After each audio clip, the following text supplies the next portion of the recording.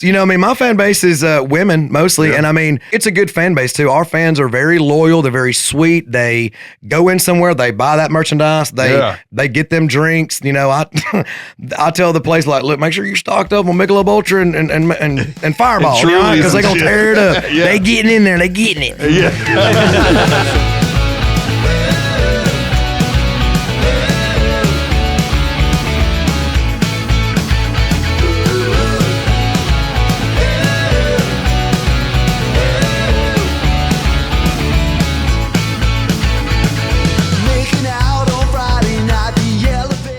Hey guys, gals, and non-binary pals. Welcome to the X5 podcast. We're back here another week. Just some little house cleaning to start out the episode. We want you right now. If it's your first time to see us, thank you for tuning in. If you don't mind, go and like and subscribe and leave a comment. That really pushes us into the algorithm. Now that that's out of the way, I'm co-hosted today by Jeff Allen, Burt Wallace, and my man, what do they call you? Terry Winkle? Terry Winkle, yeah, I guess. When did that come about? I wore a beautiful Periwinkle, I guess, tank top that didn't fit. Yeah. Charlie loved it.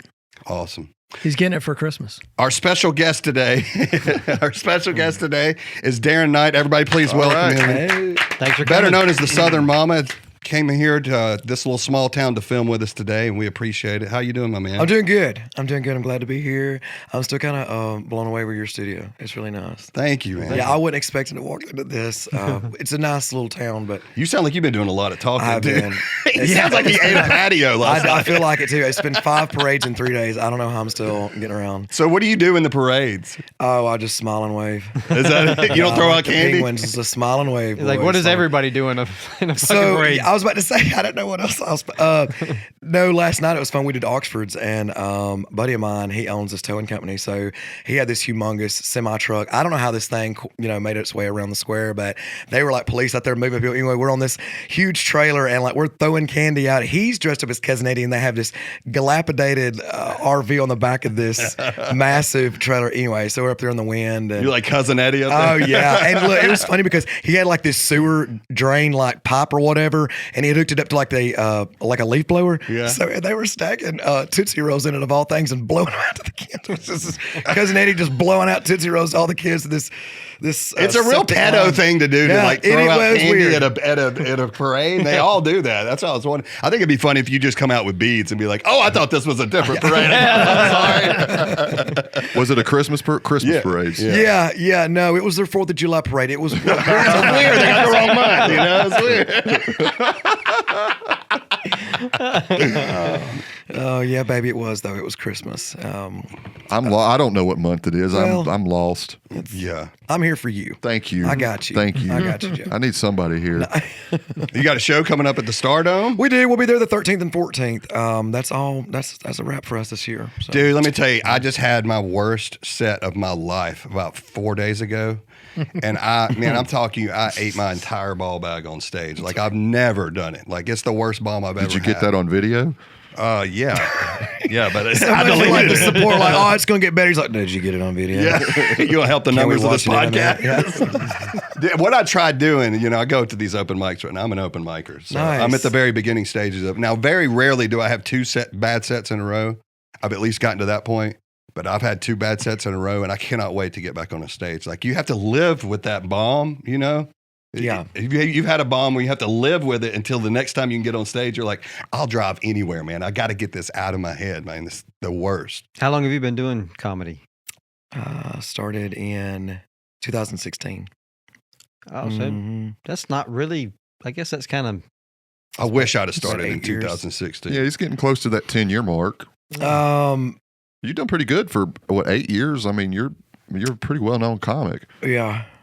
I felt like I kind of got the rush. I missed out on a lot that a lot of comics go through. You're talking about bombing, you're talking about going through that, to where I went from like, I wasn't in any way, form, or fashion thinking about being a comedian at all. And I just put these videos out, and to go out and to do the videos versus being on stage is very different. You know, there's a lot of people that, Yes. you know, overnight they're all of a sudden this, you I know, bet. this platform person, and you know that's great and wonderful when it comes to videos. But your bread and butter are shows, whether you're a singer, comedian, or whatever it is. And so getting that same person and putting them on stage is it doesn't always work out quite well. Those that can do the videos versus, you know, being on stage. But where I feel like I kind of got the easy side of it is instead of beating the streets and stages and doing shows for a steak dinner or whatever, I kind of got to bypass all that and go straight into, you know, instead of walking out into a room of a bunch of people that have no idea who the hell I am and just trying to make them laugh. They're already expecting me. They already, you know, they kind of already got a kind of idea about what they're going to do. I don't know. It was really weird. I mean, I probably don't act a lot or talk a lot like it all the time, but I'm a religious person. I believe that, you know, God's got a plan for everybody, even, you know, everybody in this room. And it was really weird how it happened. Right. How, you know, I was working at retail Sears for like 8 years. I did that too. Did you? I worked in the drapery department. That sounds I about right. didn't see that coming. Was it like the bras and panty? Or no, you said drapes. No, drapes, but it was at Century Plaza. No, listen, I've got a great story for y'all. Tell me if this is if this was just my store, but our store, they busted people having sex in the bathrooms constantly. Yeah, That was all Sears. I was in the loss prevention side, so I caught shoplifters. Oh, you were shoplifting. You had to go in and bust them? So I had to be the one to go in there and be like, all right, kids, you know, yeah. So you saw people, you had to go in the bathroom and stop Yeah, it? well, mostly it was just kids being kids, but like one time I did kind of get pissed off. There was this older lady, and she had hobbled all the way down this corridor where their bathroom was at to get, anyway, couldn't get the bathroom. There was a young teenager like out there like, no ma'am, like, and so she went out there and told a cashier or something, and they came to me, and apparently had gotten really ugly with her, and like even like turned her around. It was like, oh, hobble on back down, you know. So meanwhile, his buddy has got this girl in the bathroom. And so when I kind of got the backstory while I'm on the way up there, they're like, well, you know, so I stopped talking to the lady on the way in, and I'm kind of mad, you know what I mean? I feel for like those that can't really help themselves. And I go over there, there's a guy, he's a tall teenager. I was like, what's up? And I go to walk in, he didn't know who I was, I'm plain clothes. And he's like, hey, you can't go in there. I was like, I need to get to the bathroom. He pushed my shoulder. He's like, hey, I said you can't go in there. I said, I don't want to say honest. Anyway, he FAFO'd, you know what I mean? And then I went in there, and this one's got the other one bowed up on the toilet. And I'm like, I feel sorry for this old lady about to piss on herself because he's in the. Oh my God! There was that, and then like I remember the fitting rooms was always an issue. Yeah, like they told me. It was for closeted gay guys. It was a meetup place for them to have sex. Really? And this was back in the late 90s, where I guess it was. You know, it was just a different era. I mean, they would arrest husbands whose wives were in the store shopping in that bathroom. Really? Dude, when I say not just a little bit, at least once every couple of weeks. What store were you at? Sears in Century Plaza in Birmingham, where That's the Amazon crazy. Center Hey, is. David. I never had any glory holes in our fit rooms, but uh, ours was like problems with like people using the bathroom. Did you get any of that on film? No, I didn't get it on film. It was in late 90s, man. They didn't even have camera phones back then. Oh, it was that long ago? Yeah. My bad. Well, why? You want to watch it? No, I'm just telling you, it was like a big problem at Sears. It's the first time I've ever ran into a former Sears employee. So this is great. I get to pick your brain, especially if you're in loss prevention. If it was a national thing around the country, I was wondering if that was I don't know. case. Not many blowjobs in our fit rooms. I think it was just mainly just like ours was like, I don't know why people, I guess they get in there, can't hold it, but ours like using the bathroom. Like, and the women's fitting rooms was the worst. Are I they mean, pissed? you mean you just using go the in there, there'd be a bathroom pile of shit in the corner. I was like, well, I mean, and Really? I'm blood, yes. And I was bloodborne pathogen certified, aka you get to clean up the shit. If it Oh, happens. no. Yeah, and I just take a mop in there, and it was just an absolute mess. when How I do you got mop done. carpet? I think I made it worse. Yeah, you just run I it went in in. there, I was like, That's a hazmat situation. You got to pull that carpet up. Y'all would just wipe it off. why do these fitting rooms stink? Look, and if it was bad enough, I'd make the GM like go with me. I'm like, Just so you know how I should be paying more, I want you to see what I'm not. happened. This is not $16 an hour worth right here. But it was part of it. Yeah, no, we didn't have too many. I guess we had too many people hooking up the bathroom or the fitting rooms. But Well, it was Anyway. a thing, buddy. Wow. It was like part of what I look forward to. And, you know, you see, and they handcuff them and drag them out right in front of their family. Now they did this in the bathrooms or the fitting rooms? No, bathrooms. This was a bathroom thing upstairs at the Century Plaza. Shout out Century Plaza. I could see a little bit Some of fantasy of wanting to do it in a fitting room, public. but not in a bathroom. And you grew up public what? bathroom? You grew up in Anniston? So I'm from Southside. Yeah, I live in like the Anniston Oxford area. Anniston, not so you're Talladega. I'm between there's a little community called Munford, and then there's Talladega, and I'm between the two. So anyway, yeah, Talladega area. Yeah. So you worked at Sears in Anniston? I did. I worked at the one in in Oxford. The Quintard Mall there had a Sears property, and then I think it was actually Kmart bought Sears. Everybody thinks Sears bought Kmart, but Kmart bought Sears. Anyway, I went to the Kmart side of it for a couple months, and then I transferred back to Sears. So you're in the loss. You were in the loss prevention Yeah, side. You weren't yeah. in the retail having to deal with like piece of crap customers all the time. No. Mm-mm. No, So- the ones that I got to deal with were like stealing stuff, and people will steal in so many different ways, y'all. Like, Oh, it's clever. it was so crazy. Surprise you every day. It was, and then some of them I was like, "Damn, dude, like that's good." Yeah. Like, you know what I mean? And like some people, like you would not expect to steal. Like I got good. Like I started with Walmart. Yeah. And like I got to where the first 2 weeks I was like, what are you doing? Why are you here? Within I think it was like 5th or 6th week, they were sending me to other stores to train people how to do this. I was scooping them up. And then like I would pride myself on, because you'd see like this little lady come in, like sweet little old lady, you know, clearly well-do for herself, you know, and all this. And then jacking shit. Yeah, doesn't need it. Doesn't need it. Just got the addicted. money. You'd be surprised how many people will buy like $200 worth of stuff and steal $40 or $50 worth of stuff. And I'm like, klepto. yeah. Well, let me just tell you, if Walmart don't get their shit together, and I'm talking about you, Walmart, you know, like with the self-checkout thing and like stopping you when you try and leave and be like, we need to verify you, you know, everything. I was like, hey, if I'm going to do your job, you're going to have to trust me. Yeah, I don't feel sorry for their lot, because they're actually talking about now of taking them out of a lot of metros. Are they? The self-checkouts, because they're They're a hassle for customers. ridiculous, huh? Like if I'm going to Yeah. bag my own shit, why are you going to stop me? And I mean, I'm not stopping for them. I feel like we live in a first world, you know, this is a first world problem. Like, heaven forbid we have to bag our own shit. But I mean, I just know that I've almost made mistakes. Yeah. Like, I'll have something in my hand and I'll go to scan it. I'm like, oh shit, I can't scan it. I'll set it down. And the next thing I know, I've already scanned all my stuff. And I'm like, wait, did I scan that? You know, I don't, Yeah. would never do, you know, steal anything. But I mean, hell, it's confusing. So loss You prevention. better come at me with something good besides, you know. Yeah, what no it is. shit. Loss prevention stores, you said Walmart, which is what caught my attention on that. I worked for Walmart in Nashville, Tennessee for a minute when I was younger, and you talked about people stealing things in the most odd ways. Yeah. So I was really good friends with the loss prevention people that worked at that Walmart. You know, they're plain clothes. The garden center had just opened that year, and you know, they used to put those lawnmowers out front, and they would run the cable through the wheels so that you couldn't steal them. Yeah. I was Nobody's got cable plugs. like, that's where that's They don't exactly where sell this those next door days. Sorry. yeah that's exactly where this story's going. They might as well just set a concession stand there. It's like, here's all the fucking keys. If you got anybody's right. one, I'm So we're standing out there talking with one of the assistant managers, and this like 84 LeBaron pulls up with a trailer on the back of it, and these two dudes jump out and clip the cable and pick one of these lawnmowers up and throw it on the trailer and just take off like right in front of us. And so we jump in a truck. This is back in the 90s. So we jump in a truck with the loss prevention guy, and we're going to chase these guys, right? That's back Over when a you- $200 lawnmower? Yeah, we're going to do this. Oh, I'll run somebody down over a $20 pair of headphones. Oh, yeah, they'll you make get you- it, because you're like a vampire. You have to have It's a a quota. rush. Like if you don't get enough, like So we're chasing these guys down Nolensville Park or Nolensville Pike in Nashville. And by then they had called the police, Metro. So Nashville pulls in, we back up, they get in behind them. One of the guys, they're in a 4-door car with a trailer.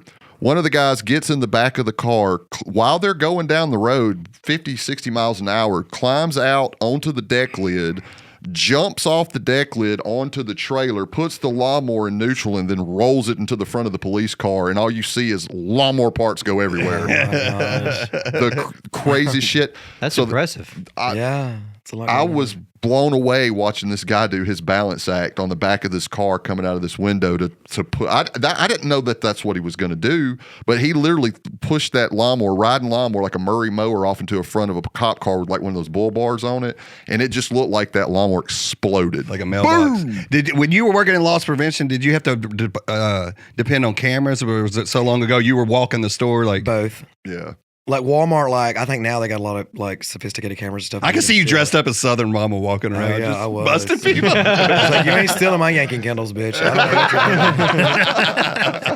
I really enjoyed it, to be honest with you. I mean, you could kind of, by the time I got out of loss prevention and got into the one I'm now, I was a multi-unit loss LP. I was a multi-unit loss prevention manager, so I was actually going to other properties. And when I'd get there, like the investigation was pretty much done. All I had to do was watch the video, and then I was Wicklander certified, so in interrogation. So I went to Atlanta and took this course. Like I think they'd send detectives to this, and it was really kind of cool. It was kind of like you learn a lot. Like CSI Walmart. Yeah, seriously. And like I would go in, and my job was, I mean, we already know they did it, but my job was to get them to confess to stealing more. I think the biggest case that we had, it was like a $30,000. This lady went to prison. Yeah. Her husband was coming. They were just rolling stuff off the back dock in his truck.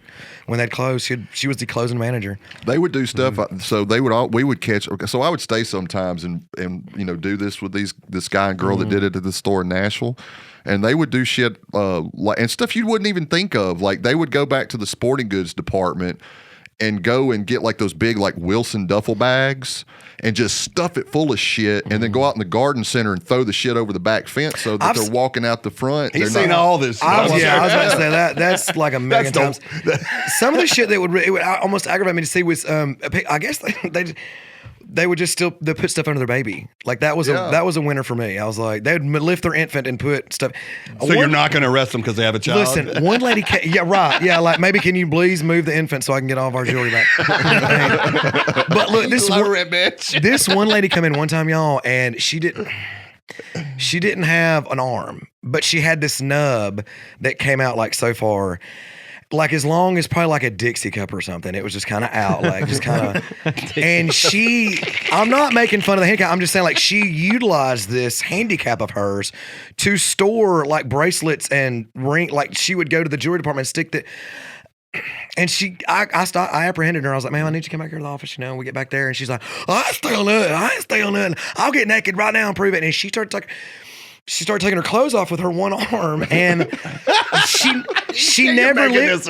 No, I swear to Linda Hall and Jenny. I can't remember Miss Jenny's last name. There are money cashier ladies or whatever. They worked in the vault, and they would come back there. And anytime we had a female come back there that I apprehended, they'd have to send a female officer, and then I'd have to have my two cash office ladies or whatever you called them there to make sure that she can't scream rape or whatever. Anyway, so she starts taking her clothes off, and I was like, "Ma'am, you got to stop doing that." I don't get paid enough for this. No, shit. and it was bad too. It wasn't a lot to look at.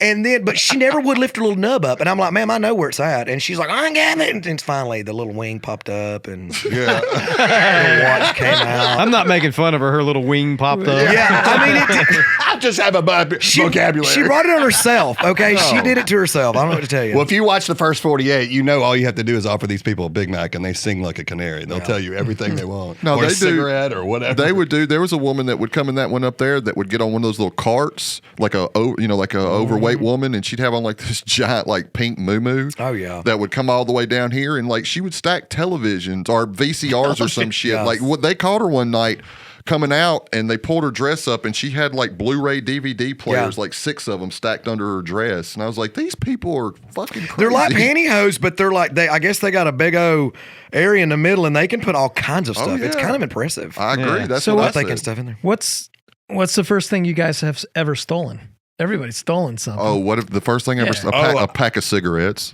Pack of cigarettes. Yeah, I got fired. 13. I got fired from Turtles Records and Tapes for giving away CDs to my. You remember Turtles? What was the name of it? Turtles. No, I don't. It was like a famous. I'm blown away by the name. He's like, "Well, you remember Turtle?" No, I've never heard of it. I didn't realize you were that far away. I thought they had Turtles. I thought it was a national chain. It was a national chain. I like the name. I never heard of it. Never. What did you steal? Well, hold on a second. Oh, what did I not steal? I gave away so much shit. When were you born? I was born in '86. So you would have been around in the Turtles times. Yeah. Yeah, Turtles was the thing. You fill up a stamp book and get a free CD. But I was like, my buddies would come in, and I'd ring up 4 CDs and then put a wireless headphone unit in the bag and be like, "Have a good day." Yeah, they weren't ever going to catch you doing that. Dude, shit. she caught me right in the act. She came busting out the door. I was like, "David," and I was like, "Oh shit!" You even said it like she did. That's I can hear it. That was the mom tone. Yeah, David. Yeah, Yeah, if she knew my whole name, that would have been what she yelled out. Yeah. David Kingman, Bynum, you son of a bitch. Did they call the cops or they just fire you? They just fired me. Did they? Well, I think Terry was asking this question because he's got something he wants to. Oh, yeah. He's like, Yeah, Terry, I mean, what I was got it so long a ago? confession, man. Just come on, do it, Terry. Tell us. Do you guys remember those in the 80s, the sunglasses? Well, not sunglasses, but plastic glasses with like the shades. Hell yeah. Like it was like the plastic, Yeah. you know what I'm talking- The like binder louvers in it type and looking thing. shit? That's what I stole first time. Like You got away with it? Yeah. Oh, yeah. Like the sunglass those like that guy in the movie Mannequin. There they are, right Is that there. them right there? yeah, that's it. Yeah, That it was your those. They go-to were theft red. item. I know you didn't put them on your face and walk out. No. Okay, I was about to say. Why did you? That was it. Why man. did you decide to steal that? Why not? I guess. Was it Halloween? Like, you're not going to roll around with those on your face, are you? I did. I mean, I'm old, you know. I mean, He's like gold bracelet, really cheap glasses. right? They weren't even glasses. Yeah. They were just They were to me glasses. at that time. You couldn't even fucking see out of those things. I had a pair of Yeah, them. I don't think you could, but Bert, hell, Bert, that's what I did. what have you stolen? Well, I've stolen a lot of shit, and I don't remember what the first thing was or the last thing. But Bert's a klepto. You said a lot of stuff? Oh yeah, when I was a kid, I'm actually. I know shit. Make That's sure a you lot got all your of fingers. You back shook his up. hand earlier. Make sure you got all your I know, fingers. is my ring still there? Hey man, it's been months since I stole. When I was a kid, man, we stole bubble gum all the time. There was a Yeah. store called the Benton Dent, which was just like dented cans and shit. We Y'all man, killing I these feel- stores. We got the Myrtle Turtle, the Benton Den. Hey, I grew up in a poor town, man. Let me tell you, the Benton Dent was like the place to go because everything was cheap. Yeah. And we used to go in there, and I feel so bad about this. My sister and I used to go in there, and we would one of us would distract the lady behind the counter, the nicest people, and they used to talk about Mom good and pop about us. shop type? Oh yeah, Yeah. two old people that owned it, and while they were talking to her, we just stuffed her pants full of. Oh, I'd have Those got you. people I'd died have got poor you so because of good. you, Yeah. Bert. And I'd have felt- got you so good. I feel horrible. Hey, these are all great stories, but I want to hear where Mr. Loss Prevention. What's the first Yeah, thing what's he the first thing you stole? stole? Yeah. Don't say you haven't. Yeah, you need to confess this every time you're arrested. Like, say, listen, I'm a recovering student. Honestly, that is one of my biggest pet peeves. I cannot stand a liar or a thief. I can't stand litter. But I did steal something one time. Me and my damn. So me and We were going to comment about it when We're they come to still your filming it, show. aren't we? Yeah. Go ahead, man. You'll feel better I'm after. just thinking like, yeah, we're going to do to you what you do to all the other people. You'll feel better once you tell us. please just don't zoom in on my cold sore. Okay, you got that thing AKC registered yet? Yeah, I know. I got it named. It's Scabby. This is the second time he's came back in 4 weeks. No, I did. We stole it was actually a mutual theft of property. Me and my buddy Justin. Oh, you got to drag somebody down with you. This is such a Darren thing. I know. Blame it on someone else. He drove the car. Yeah. We stole a goldfish, and not just any goldfish. This was a huge koi fish from the Asian restaurant. no. I see him floating around in the ponds. No, it was what is it? Anniston's got an Anniston Natural Museum. There's a statute of limitations. They can't come after me anymore. No. This has been decades ago. Anyway, they got a big pond out there, and it's only like this deep. But they have these huge koi, and so his grandmother had she turned her garage into like this. Jungle of, anyway, she had a pond in there, and we were going to be nice and go get her this goldfish, and didn't take into consideration probably this thing was rather expensive. Anyway, we go up there. We even went as far as to go inside their storage area behind the museum. Looking back, I don't know what the hell we were thinking. We found a 5-gallon bucket, got it out there, and then right in the middle of like 2:00 in the morning, we're out there like running these koi fish down, and caught stole I was picturing you were going to say we put it in a baggie. Well, no, By the time we got home, we it was put it in the dead. bucket, but then I remember like it was so long that it was like the bucket was only like this deep, and so like this much of the goldfish was like flopped out of the bucket. So I was taking a cup, and pouring it on it still to keep it like I guess lubricated or whatever until we got to her house. Yeah, and she was so excited. She's like, "God, where'd y'all find that?" And we're like, "Ain't it pretty? Ain't it pretty?" We found it in the lake. We found it in the lake. Yeah, She knows damn well you didn't find that damn thing in the lake. Well, it was funny though. Quick recap though. His mama found out about it. Uh-huh. And I don't know how, but she found out where we got it. And so I worked with her. She was a bartender at the restaurant that I was working at. I was a server. And she called him up there, and he was eating or whatever. And so she acted like she was on the phone with her mom. And we're like, what's going on? What's going on? Justin calls me and he's like, I'm on the way to the restaurant. He's like, somebody's going to. Anyway, they had convinced us that the police had tracked that this Had a tracker on the fish? had a tracker on the fish, and that they were about to arrest his grandmother. And so me and him were hauling to Heflin, Alabama to save his grandmother from theft. No, get arrested. We're going to turn ourselves in. And That's like you believe anything when you're that age. Oh, yeah. though. You know, Oh, God, yeah. People tell you don't pee in this damn pool because if you do, you know what happens. turns We have blue. that chemical in here. And as a kid, I was deathly scared of that. I was like, I think I may have peed just a little bit. And I look around the water. I was like, is this bullshit? did they tell you about the dye or something like that? Yeah, Like that's you what I'm pee in the- talking about. Wait a minute, that's not real? No, I don't think it's real. It is. It is, but it's like a fairy tale. Like that's some shit you tell a kid. Not He to said piss it's in the real, pool. but it's a fairy tale. yeah. Like it's totally real, but it's not real. Yeah, I was about to say, you're still leaving us hanging, Jeff. Is Yeah, it I'm real sorry. or is it There not? it is right Oh, there. here we go. Look. Oh, that's been man. photoshopped. Is that real? No, it's Eric. urine reveal pool chemical. So It's called an indicator dye. Oh, I gotta get some. Yeah, you put it in your gotta pool, and get if you, it's got to do with the ammonia in your urine will make that chemical you put in there turn blue like that. Hey, if I catch one of y'all Fantastic. do- Yeah. Can you imagine diving in a pool and seeing somebody do that? Is that the scene off of was it Grown Ups? yeah, that's what It's I was like you thinking. making I was a like, that's sissy? from a movie, isn't it? Yeah, Daddy, you making a sissy? Like, no, I'm not making a sissy. Making a sissy. And then all this, all of them start. Yeah, there it is. Yep. Jeez. Hey, Eric, while you're pulling stuff up, pull up on YouTube. Kids jumping in the tank at Bass Pro Shops. Let me Oh, tell y'all shit. something. Now, this is What? like a hole I went down recently. I'm so jealous. Did Did you steal one of the fish while you were in there? No, this is something I would have done as a teenager. If there would have been a Bass Pro Shops around, I'd have been like, oh, we're going to video this shit. Have you not seen the one where the kid does a cannonball? Yeah, that's what I- No. Yeah, but there's a video where a kid does a cannonball into the baptism thing at church. I haven't seen that. all That's you messed see, up, all you man. see, it's up above the where they preach and stuff. It's got the curtains that open up, and like the preacher's in there waiting, and all of a sudden you just see this kid just cannonball into the damn How deep baptism are those thing. pools? It's like 3 or 4 foot. Oh, really? I want to do Yeah. one more thing wrong before I get Here we- baptized. I want to Yeah. dive in. All right, here we go. Here's the kids. Oh, I jumping. haven't seen this good of an angle. Man, there's wow. so many kids do it now, and they just run out of the store as soon as they get done. Most of them do. I wonder if everybody's in there shopping. Oh, he's He said, I'm going viral. Fish jump when he gets Yo, my God! he ain't stopping. He can't run. Where's loss prevention? If you're I'm not lost, gonna lie, I would have just laughed. I was about to say, if I you're was loss just prevention, laugh. you're like, that's a good one, Yeah, kid. that's- We'll clean this shit up. I'm not catching him. I'm not getting wet. I don't. That reminds me. There's another one. They're getting married in the church, and then like I guess I don't know what this guy's on, or if he's just the village idiot or what. But anyway, they're filming it, and they're right there in front of the. Anyway, the doors open up behind the preacher, and he's just standing there naked in the in the baptism tank. And you can see like the bride looking up at him, and the preachers are continually like, yes, and do you? And they're like, so, And the audience is falling the out. preacher, they're just like. Does anyone see this naked guy? That's great, man. Yeah. That's the greatest. Weddings are so terrible. That would be such a blessing. Okay, now I think here's this is the another one one. that Yeah, this is another one for Bass Pro Shop. They're going to end up getting rid of those tanks because of that. Nah. Nah, man. I mean, you're doing it at your own risk. Yeah, Oh, yeah. there you go, Look at how much water comes out of the tank, dude.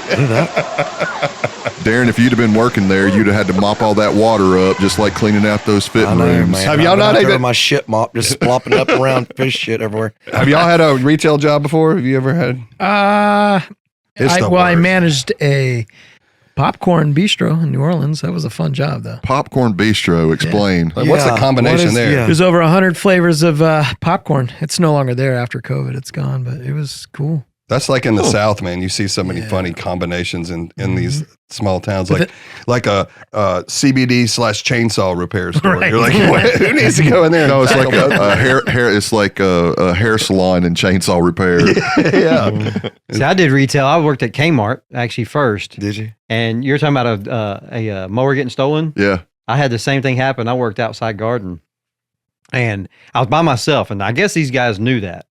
But some guy come in, he wanted help, and the flowers are in the back.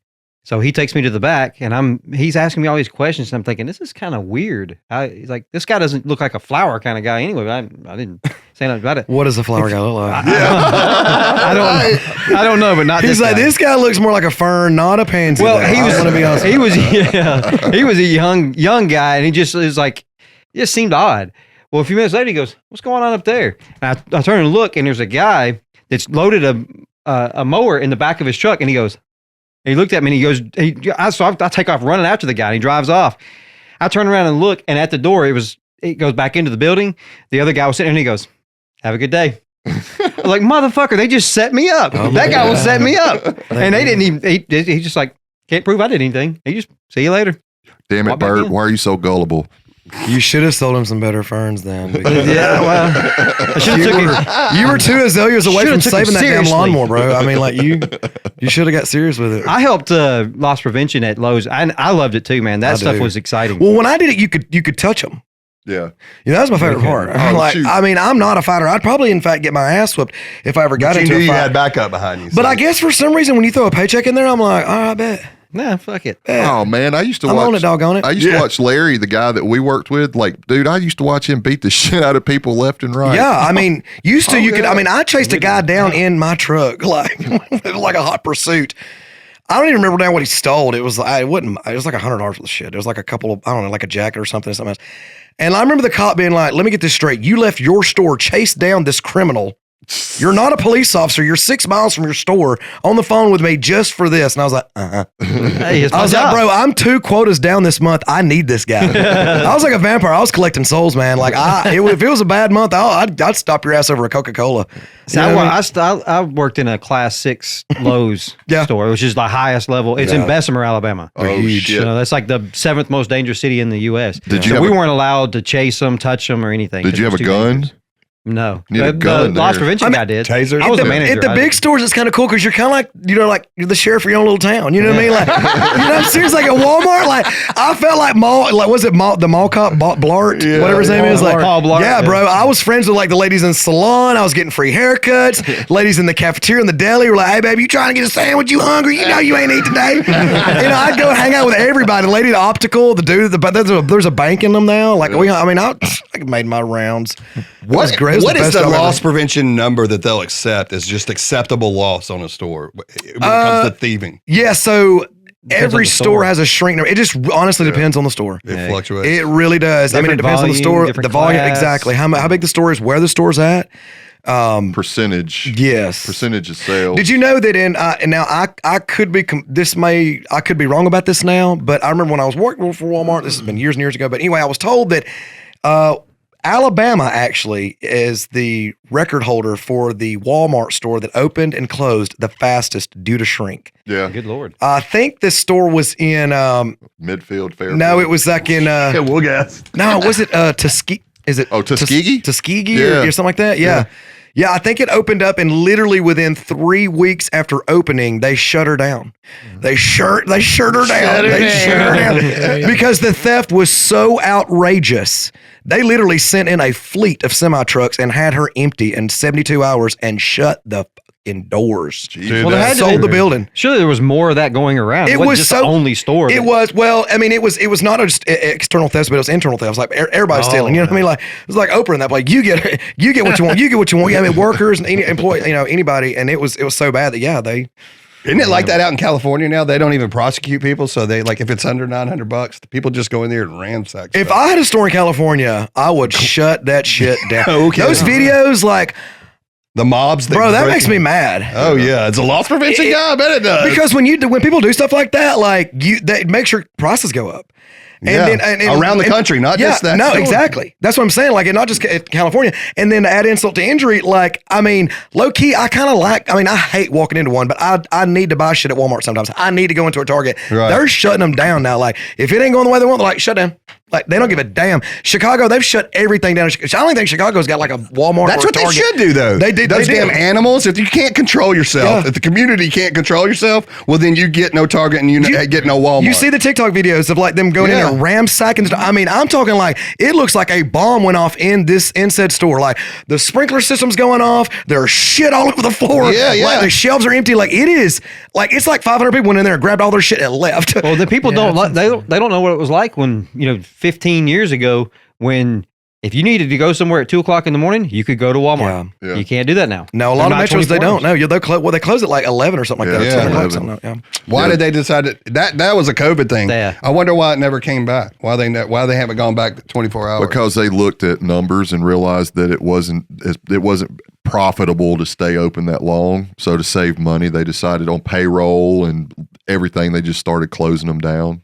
So the opposite of our federal income tax, basically. Correct. A program that was supposed to last for 3 years and it never has stopped. Right. Correct. Yep. So what year did you quit doing all that shit? You said 2016? I don't. Yeah. It was weird. Like You went straight from that to comedy. That's what I was saying earlier about how God's got a plan and everything. I would have probably never left my job because I'm like one of those people, like I know how much money I'm getting paid. I know what my bills are. Like I pay all that, and then if I got whatever money to play with, I play with. But yeah, man, like it was really weird. But our store actually closed down. Don't know if you know, right? Seriously, Camera not doing so well. Yeah, right. And so I know that. my store, my brick and mortar is not even there anymore. Yeah. They actually bulldozed that store down. But anyway, yeah, man.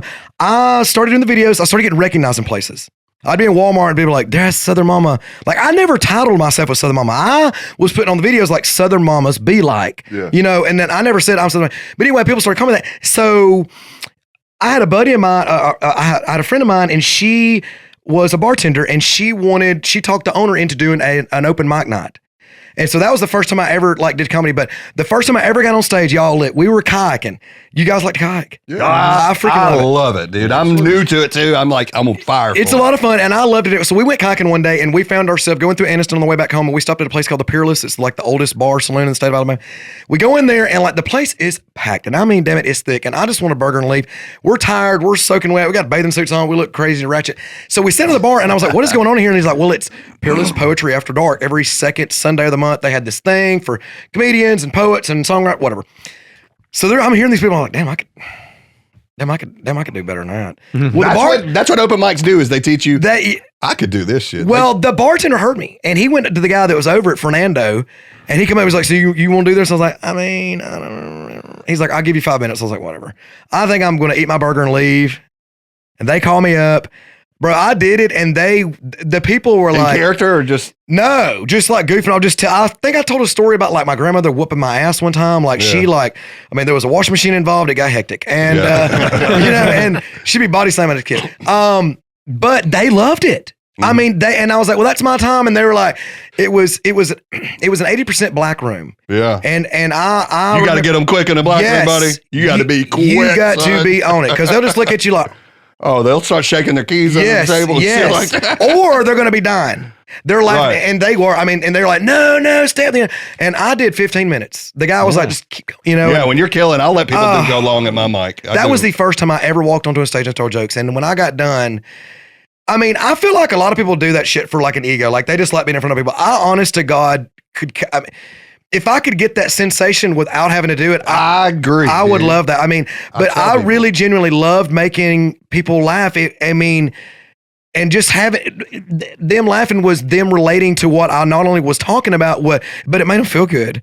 It made me feel good, and it made them. So you got down off that stage. You're like, I'll be chasing that forever. Well, then my friend, they set the open mic night, and that was the first time that I actually was like, okay, I'm gonna go to a comedy show and do it. And I did 10, 15 minutes anyway.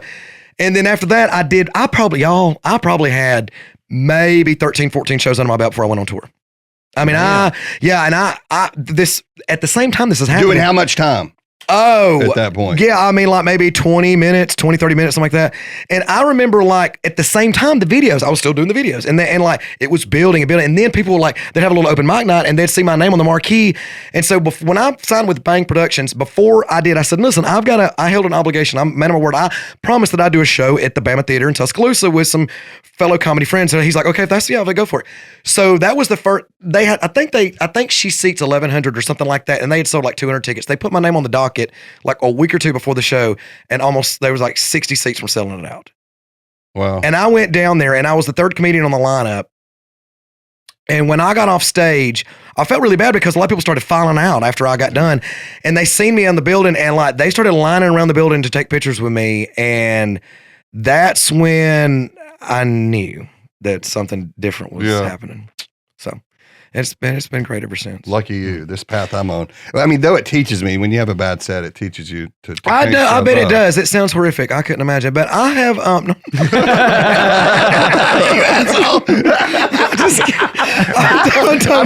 I just came off a bad set. He's just twisting the knife. I'm kidding, baby. I'm sure you're great.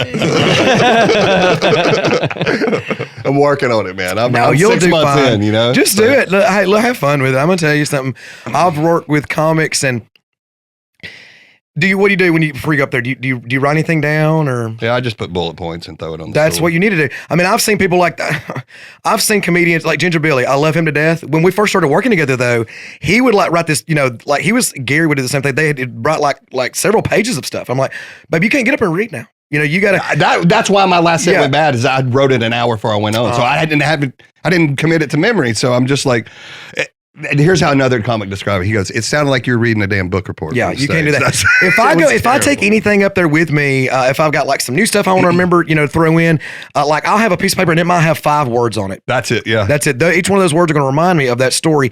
You never want to feel like you're reading to them. They want to be entertained, so you just need to relax and talk to them just like we're talking to each other now. Right. Yeah, you'll do fine. Yeah, I love the process though. It's fun. I can't imagine that. There's no way I could get up there. That's such a vulnerable thing. But you get up and play. I mean, I get it's different. And David, let me Jeff. It is way different. No, I played drums for 20 years. I understand that, but he's talking about being on stage and being vulnerable. But I mean, you've been on stage. And I remember just being a guitar player, getting up there. You've got something to kind of hide behind. Yeah. There's a little bit of a crutch there. But being up there, and that's so much more personal.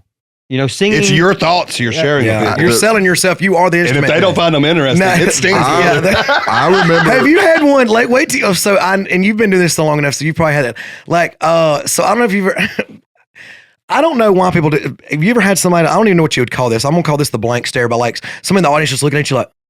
Yeah. Like you don't want to look at them. You want to make eye contact, but not with that guy. Right. But you can't help but look at them. Like you're talking, you're scanning the crowd, and you look down and damn it, he's still doing it. And like I've done shows like that, and you think this guy just wants to shoot you. And after the show at the meet and greet, he's like, man, I love that shit. That was great. I'm like, I just have stroke face. I was like, fix your face. Yeah. Those are the guys I will pay attention to. Like everybody's enjoying the show, and this one person. And you're right. It never fails. When they come down, I'll be like, well, you need to learn to laugh. I want to get on their case. I'll be like, you look like you're in paralysis out there, dude. What is going on? One night Red Squirrel got off the stage and she came back there and she was like, there's a guy in the so-and-so or this, whatever, this lady up there. And I was like, I'll be all right. Anyway, this lady, when she was on stage, no, it was a guy. I'm sorry. The guy looked at her mouth. Oh my God. She's like, and I was like, are you sure that's what he said? And she was like, he 100% mouth. There you go. Dude, I've had I've had an audience member light me before. Like it was going so They bad. lit you with the like being funny. They lit me. She's smart enough, knows what a light is, and was like, no. Put herself. She was just taking a picture of you. Oh no.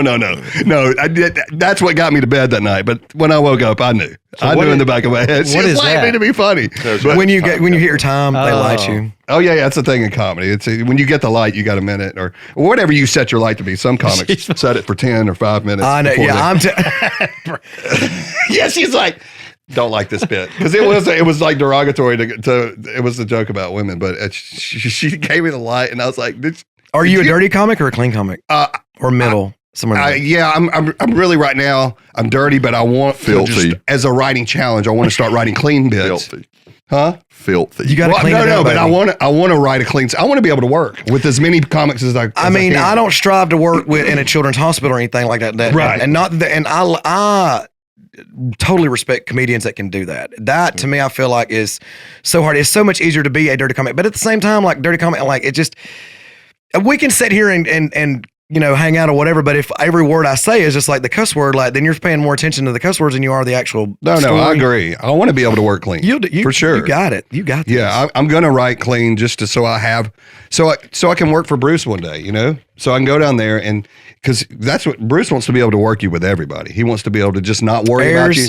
Yeah, he wants to be able to say, hey, you go out there. I know you can work with any comic. If funny is funny, just keep it clean and I can start you on Don't Wednesday. You love him? Yeah, he's great. We've had him in here before. He's really. Yeah. I love Bruce. Yeah, he's great. He's a good guy. He's given a lot of people their start, Yeah, no, I mean he has, and was he one of the first people that booked you? I don't know. No, I don't think so. Were you when you first started out? Were you doing comedy clubs or were you just doing rooms? Nashville. No, the first place our first stop on our tour when we first started touring was in a place called Somerville, Georgia, and then the next night we were in Dalton, Georgia. Yep, comedy clubs. Went to Nashville. Well, one of them was like a bar. Yeah, and then we've played y'all. I played theaters, bars, comedy clubs, arena, whatever. How many times have you been at the Stardome? Gosh. Too many to recount? Yeah, we've been down there a bunch. I mean, like I know sometimes we'll go down there like, I think 5 times is the most I've been down there in one weekend. We'll do like 2 shows Friday, 2 shows Saturday, 1 on Sunday. But I've been to the Stardome a bunch of times. Yeah. I had this club in Georgia reach out to me about putting on a comedy show. And when I got there, she was complaining she had Corey Smith in there, he's a pretty big artist. And he packed the bar out. She was just like, it was the best night ever. But you know what this asshole did? I go, what? He had me, at the end of the night, he asked me for 80% of all revenue generated. And I was like, what are you talking about? The door did this. This is all you get. He's like, no. And he showed her the contract, and she had signed a contract that gave him 80% of all revenue, every cheeseburger. Wait, the food? Everything. Wow. But listen, she signed it, and she was like, can you believe what? I was over slumping in my chair at first, like, oh, that's crazy. But then when you mentioned like the food and everything, I was like, oh, no. No. But she signed it, and here's what's so funny. She's like, isn't that agent that made me sign that an asshole? And I was like, absolutely. And then I looked around for a second. I go, give me his name. Because I want that guy working for me, If he can work out that kind of deal. He's like, yeah, that's terrible. He's a genius. Yeah, I need that guy booking me when I get How about paid. read the contract? That's what I wanted to tell her, but she was just Bless so her green. heart. She's like, I'd love to get Matt Riff in here. And I was like, oh, this girl knows a lot about comedy. Matt Riff. Matt Rife. Yeah. Oh, Matt She Riff. called him Riff. Did anybody go to his show in Birmingham? No, but he's played here like 30 times. He's been here? A ton. No, not here in the studio. He's been to Birmingham more than any other market he's done. Yeah, I've had some comics that I know that have worked with him back before I think he was doing the whatever the MTV thing. Wilding out. Yeah, but I had some friends go. I just didn't hear much about when he was in Birmingham. I mean, people was fighting each other for tickets. I wasn't into comedy when he came through. So Bruce said that he had been performing at the club since he was like 15. Yeah, he's been there in the Atlanta market. He's been in that for a long time, but he's not even from here. I think he's from Ohio. Yeah, Ohio. He was about to quit before he popped. He was literally looking for other avenues in life he was just. He could be a model. Well, yeah. He could do that. That's a beautiful human being. If you go to one of his shows, I mean, and I'm not knocking this by any stretch, but it's mostly 35 to 55-year-old, MILF. Hey, I'll take them. Hey, I'll take that. all of them. Yeah, well, that's not my fan base. My fan base is women mostly, and I mean, they got them credit cards and they be swiping them, But it's a good fan base too. Our fans are very loyal. They're very sweet. They go in somewhere, they buy that merchandise. They get them drinks. I tell the place like, look, make sure you're stocked up on Michelob Ultra and Fireball, because they're gonna tear it up. They getting in there. They getting it. Yeah. So do you have an act that travels with you all the time? I do. We have it's usually Gary Cargill is our opener, and then Jonna Robertson, aka Red Squirrel, is our feature.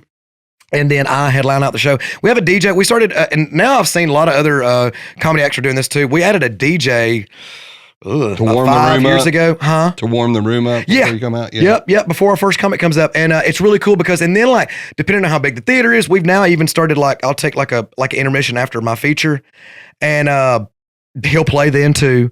Yeah. And then like during meet and greet, he'll play. So it really, it gets the consumption of, I think it really works out well for the venue owners as well. Cause you need them encourages- lubricated a little bit. You know what I mean? I want them passing out before I get up there. Oh, no, I'm just kidding. I was about to say, you haven't dealt with a terrible crowd. And you get them too drunk. They're unruly. Yeah. And that's what's bad about a lot of these crowd working clips that get posted now.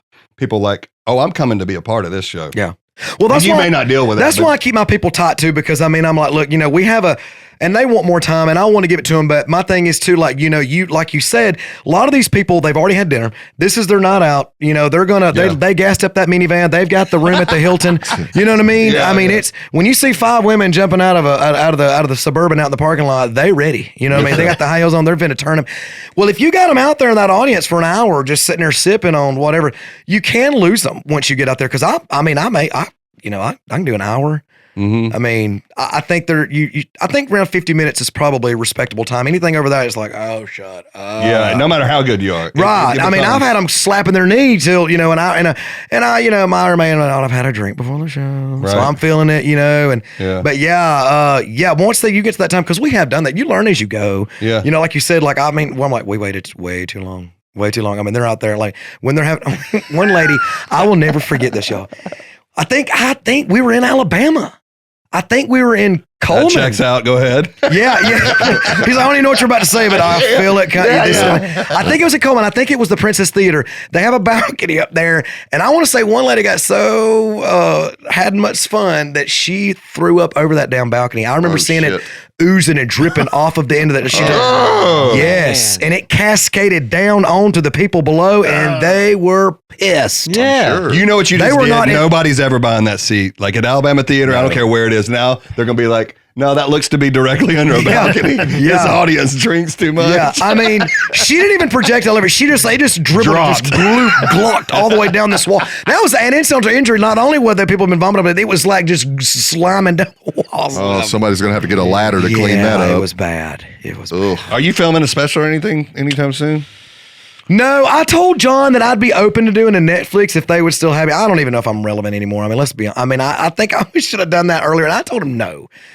Because it's hard for me to write a set like that, and I didn't want to film 4 of them and just take the best of all of them. No, I didn't want to put my stuff out there because I mean, I will ride something for a good 5-6 months. Hell, I still got stories now that I tell that I told the first year we was on tour. I mix it up. I like to say what we have is a rotating set. Like I'll add a new story once every 3, 4, or 5 months. The next thing I know, I've got an entire new set. But I mean, I don't know why I really haven't. That's my goal. But I can't fathom. Here's what I cannot fathom: remembering an hour's worth of material. Yes, you can. It seems impossible. Yes, you can. You can do it. Like I mean, we're doing it now. Like I mean.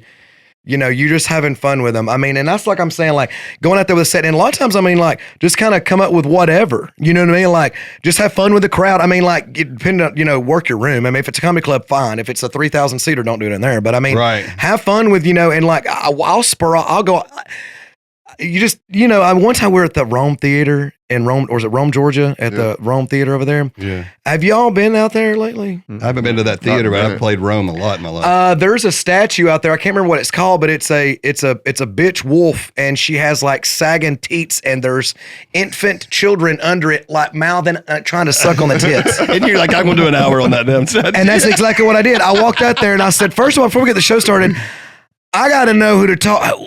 What was the city council meeting like when y'all come up with the idea for that damn statue out there? Like, oh yeah, where did this come from? Some kind of Greek mythological god or something like for prosperity and wealth. I don't know, whatever. But I mean, it is. You might want to tell people that before they see it. Exactly. But I spawned off there it is. Oh my God. Look at that. And it's like some Egyptian, Greek, I don't know. Anyway, for like wealth and prosperity, like they're sucking on to anyway. Yeah, and they've got that out there. So we get that. Y'all can't see this on you. On if you need to Spotify. We get there, and I'm walking around the property there, and I see this, and I am sucked in. I'm like, what is that? Oh, that's That's the new statue that they got for because they just finished work on the theater. Like they had redone. See, the I entire see thing. that it's a statue. I need to know the story. That on was the this. thing. Like I was like, so let me get it. Y'all spend like millions of dollars on this building, and then the masterpiece is. And I'm not knocking Rome. I love Rome, Georgia, and Yeah, I they do love too. them some Darren. We sell every time we go there, and I love them. But but they died when I came out with that because they had to be thinking the same thing. I don't know, but yeah. And then you just spin off of that. I mean, I did that for 10, 15 minutes. We'll add stuff as we go. Right. But yeah, just having stuff you can fall back on and keeping it going and keeping it on your time. And I really enjoyed it. It's been a learning process. I look back on when we first started. I'm like, oh man, we've changed a lot, come a long way. So Well, yeah, I played a gig there once with a Kiss tribute band, and Really? the singer dressed as Paul Stanley hooked up with a girl in the dressing room in makeup, and he came out.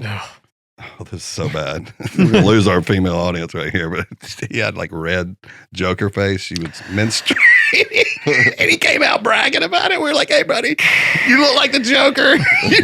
You need to go check yourself in the mirror." Yeah, oh man. It's so terrible. What do you think about that, Terry? You You gotta told me that road- before. I just try not to. you got a road story? oh, it's got Oh, so uncomfortable. yeah. That's degenerate band I'm not stuff. into Uncomfortable road stories. I can tell you, I've told that on stage. It doesn't get the reaction that you think it's going Or you shocker there. Yeah. Real You shocker. definitely don't do that too early. in your Apparently there was set. no mirrors in this dressing room. Right. Yeah. Exactly. They're like, just go there and smear that makeup on, do the best you can do, Scooter. That's awesome, Not doing it. man. Pull up his website, Eric. If you got it up back there, let's look at these dates. Who, mine? Yes. Oh, man. I ain't even looked and seen any of the. We're going to be in Huntsville. Stand Up Live. That's a good room. It is a good room. Chattanooga. He's coming to Chattanooga in February. Pickens, South Carolina, March 2nd. Hickory, North Carolina. That's an awesome town. That's right there by the Ocoee. Isn't It is. Wait, I think. Well, no, yeah. I don't know. That's in. Cherokee, North Carolina is kind of closer to that, isn't it? I mean, that's. Yeah. I don't know. Yeah, we've got some more dates on there that we haven't added yet. But yeah, if you just go to comediandarrenknight.com, our merchandise, shows upcoming, you can purchase tickets on. And that's another thing I tell our fans too is to go to the website to get their tickets, because sometimes these theaters, like, I don't know if it's like a price. I don't know. No, they're called ticket brokers. And Is that what it is? They snatch up your front row seats a lot of times. Yeah, and then they double the ticket sales or the Yeah. And what's Wow. crazy is what they do. Yeah, people pay for them. Yeah, what they do is they're not literally purchasing the ticket. They have the same system. They compare. They somehow can tell what tickets are for sale, and so they'll sell. They see a ticket's available front row center, and it's on sale for $80. They put it on sale on theirs without even buying it. And when you go to buy it from this broker, they automatically buy it and snatch it and just mark it up. Yeah. It's crazy how they do that, and that happens a lot. That is crazy. And they're close to Ticketmaster. They're called like Ticket Smarter. Yeah. Like, and they almost have the same logo. It gets people all the time. They're called Ticket Blaster. Yeah, they always have the same. Because they're going to blast that wallet, ain't they? Yeah, they're gonna say it to you. Shing, thank you. Yeah, I always tell everybody to get their tickets from the website, from a comedian's website. They go to the website because those are always good links. And If you're going to get ripped off by somebody, get ripped off by the fucking comedians. it's worse, dude. Yeah. What they'll do is they'll buy that like $90 ticket and they'll go on online and be like, you know, Southern Momma's a piece of shit. Look how he's gouging his fans, and you had nothing to do with it. Yeah, our tickets, in fact, have not. We need to. And I've talked to John, because I mean, there's some play. I mean, flights are expensive, food, lodging is crazy. But yeah, I mean, our ticket sales have not changed since 2016. I mean, our show is about an hour and a half, and I feel like we give people their money's worth for $30, $35. I mean, Yeah, you definitely do. and we've talked to people at meet and greets and like, Lord, we're so excited. Hell, we spent $200 on tickets. I'm like, dang, man, that's nuts. Where? Yeah, so go to the website and get your tickets. Do y'all do meet and greets? You do meet and greets do after meet the and show? greets. Do you sell them, or is it just something you do? I like just giving them away. Yeah. I mean, because things are so competitive now. There's every day there's a new person on the scene that everybody's wanting to go see. So you're constantly having to So the way I look at it is, most people have at least 1,000 friends on social medias, whether it be Instagram or Facebook or whatever. And yeah, you take that picture with them. That's just 1,000 more people that's going to have, to see you. Right. Like, who's Aunt Becky with? Who was that? Who'd they go see? And maybe they'll look up my stuff. So I like to, but yeah, sometimes we'll do like if you buy a t-shirt, you get a meet and greet or something like that. We've sold meet and greet individually. Like, it depends on where we're at. Like, if a casino, a lot of times they'll sell them, and it'll just go to the casino. That's just. It's hard to do that and turn a room over too when you got a second show that night. It's sometimes hard to because do you'll run that. out of time. Because I want everybody to like have their, their moment or whatever. So sometimes we'll do like, depending on how many people's in the room, we'll like do 50 or something like that. Or then sometimes I'm just like, I'm feeling good. Ain't none of y'all going to the hotel till I walk out. Right. Everybody get a meet and greet. I'm like Oprah Winfrey. Y'all get a meet and greet. Y'all get a meet and greet. We take a picture with everybody. The custodian. Yeah. So we will. Well, comediandarrenknight.com is the website to go to get tickets. Make sure you buy merch when you come to the show too. That really can It helps out. It really does. It definitely does. Let's see your merch here. Yeah. Well, you definitely have Broughts as fans. Look at this. Oh my God. All of his That shirts is are for Heather. girls. That is Heather. She's amazing. They live in a little bit north of Hattiesburg, but was it Petal, Mississippi? Anyway, Yeah, they have their whole operation down there. I went and toured their warehouse. They have really great quality clothes, but her designs are stupid cool. Yeah, man. That's no just slapping your name on a shirt there. And what I love about our merchandise is that the merchandise is really cool, even if you're not a Southern Momma fan, even if you have no idea who I am, it's something that you might like. I mean, they got that font of like girls raised in the South font. oh yeah. This is totally this is totally Yankee Candle, vanilla cookie, like. Go back up. Or scroll back down. What does that pillow say? Keep going. No. Right there. Yeah, get your raggedy ass off my porch. Yeah. It's a solid favorite. I like the cornbread one out there to the left. You can see it says, some of y'all's cornbread ain't done in the middle. I mean, they're pretty clever. You know what I mean? Like, they're good. So the question that we didn't ask before we get out of here is where the hell did that idea for Southern Momma come up? Yeah, good question. So I had a friend of mine that shared a video with me of somebody doing something pretty similar. Yeah. Stepping outside their own self and mimicking their mom. And I thought it was hilarious. Yeah. And I was like, I can do that.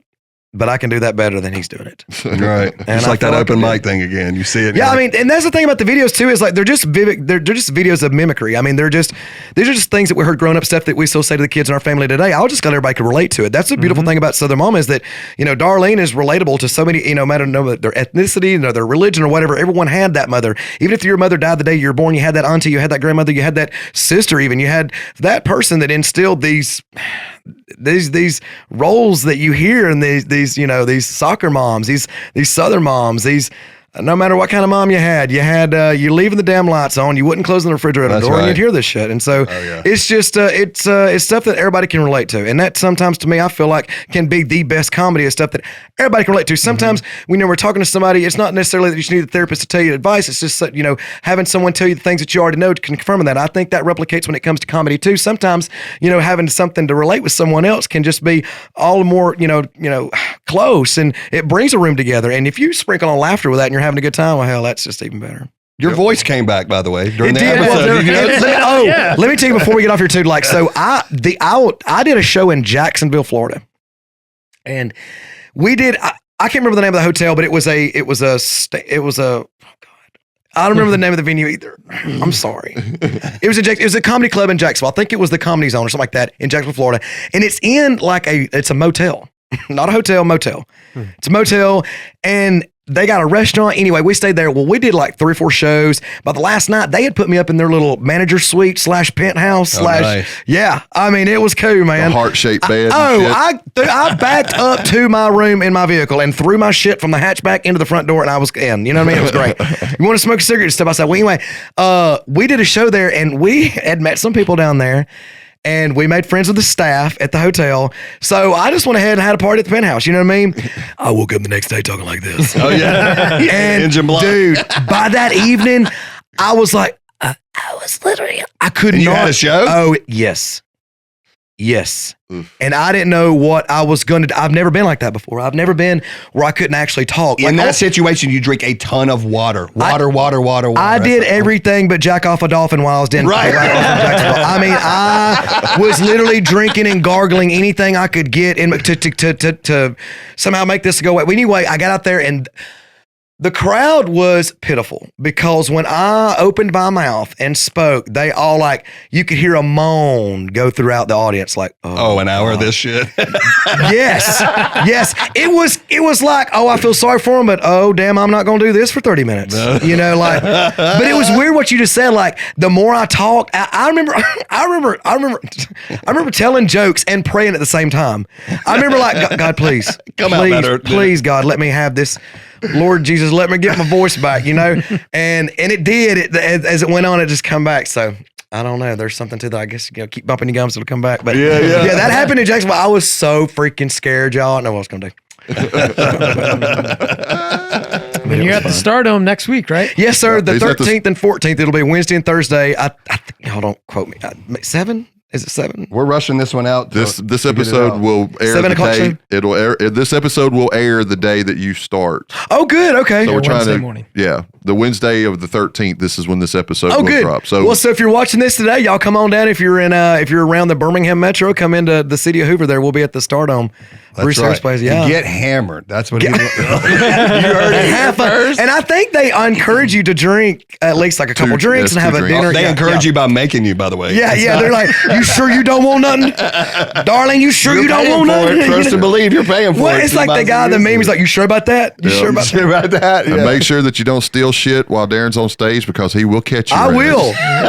I'm bringing it back old school because I'm an old fool that would take you to jail. Speaking of comments, we need you to leave a comment of the first thing you ever stole. Oh, no. Don't put I stole. Just put what it is in the comments because we want to look back at this episode and have a good laugh. Oh, my gosh. You know? I've had so much fun with y'all. I could sit here and just do this all day I'm with telling you, y'all. Y'all are time absolutely flies great. in this studio. It does. It really does. How long have we been here? 6 hours, I think it Is is. it? This is fantastic. Come on. We know you liked it. We've been like an hour and 10 minutes. We're all I good. got you. A little over an hour. We'll have you back, man. would Anytime you want to love come to back come through, back. dude. We'd love. You're local, so we can. I'd love to come back. I'm sorry for being tardy, by the way, Jeff. Oh, it's all good. But I We knew almost today, locked the doors and I just know. didn't I record was the like, episode. when you called me, I low key got a little pissed. I mean, he said, well, how far are you? I was like, ETA's 3 minutes. He goes, 3 minutes. Hang on a second. What do you want to do? And I was like, excuse me? He was like, let me call you back. And I was like, I was like,